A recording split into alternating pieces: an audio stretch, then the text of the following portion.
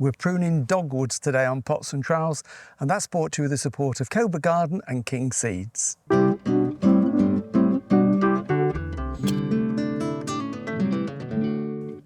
Hello and welcome to Pots and Trowels. Well, it's that time of the year when I like to prune the dogwoods. Usually, late Marchish is when I cut them back, and I wait until then simply because I want to enjoy their colourful stems for as long as possible. And as soon as I see signs that there's a little bit of growth appearing on this dormant wood, that's when I get my secateurs out and give them a prune. And this is a group of dogwoods that we grow mainly for their winter stem colour, and they come in all different colours. This one is midwinter fire that sort of goes from a yellowy orange to a lovely red. We've got some that have green stems. We've got some that have got really dark red stems and almost purple stems, the one behind me, Cornus ringii. So they're really good for winter colour. And what I'm going to do in this bed here is to try and make this a winter bed. So it's got the birch there, the betula youngii that will have lovely white stems when it matures, and then we'll have drifts of snowdrops and things like the cyclamen coombe and maybe a little dwarf narcissus in the future. So it just makes a real feature in the garden. But what we want to do is encourage strong growth. It's the new growth that has the best colour. If we didn't prune this, it would grow perfectly well. It would make quite a big shrub, but we'd only get the little bits of the colour on the tips. All the wood further down, as you can see on this one, is starting to lose its colour. So the secret is to cut them back on an annual basis. This one wasn't pruned last year.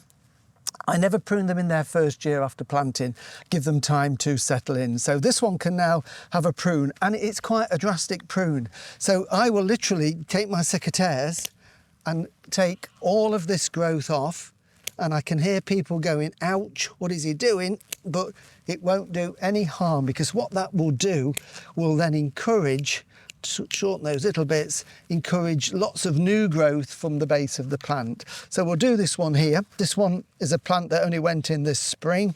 And again, I'm just going to cut it hard back. Don't worry too much about cutting to a bud. It's not always possible to see them. If you can visibly see a bud, then by all means cut back. But what we're doing is just giving it a really good haircut. And it will be about another month before we see any signs of growth. And then it will put on about 60 centimetres, 90 centimetres, depending which variety it is of growth. Lots more stems, and it will have a really bright colour in the autumn when those leaves fall off. So that's that one. This one was midwinter fire, by the way. This one at the back is ringii, and this one has got really, really dark stems, almost purpley black coloured stems. If I hold those against my hand, you can see the new growth is really dark. So it's just a nice contrast to have something a bit darker. And again, it's just a case of giving it a good prune down like that. I'm going to just keep this one a little bit taller because it's at the back. Don't throw all the prunings away. The temptation is to put them through the shredder and make a mulch. But if you've got a big bundle of these, of all different colours, you can just stand them outside in a bucket of water and they'll look great for several weeks. But you can use them in flower arranging, and some people use them as little supports in the vegetable garden for peas and that type of thing. So I think it's worth hanging on to those. So let me get pruning.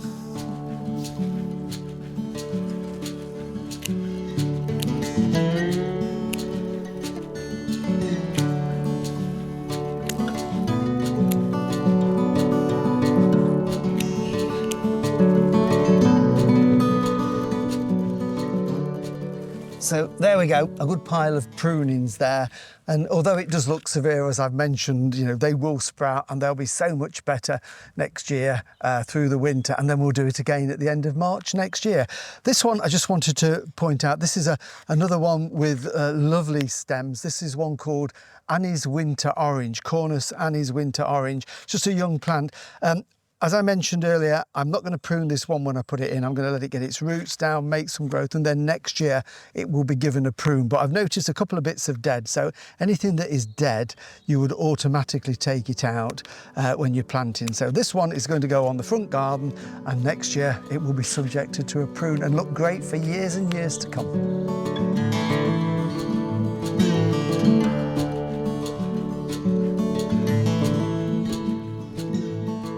Thank you for watching Pots and Trowels, and don't forget all the videos we've done you can find on YouTube. And as a follower of Pots and Trowels, King Seeds will give you 10% off their seed if you order online. That's kingseeds.com, and just quote the discount code of PT2025. We'll be back again next week in the garden, so we'll see you then. Bye.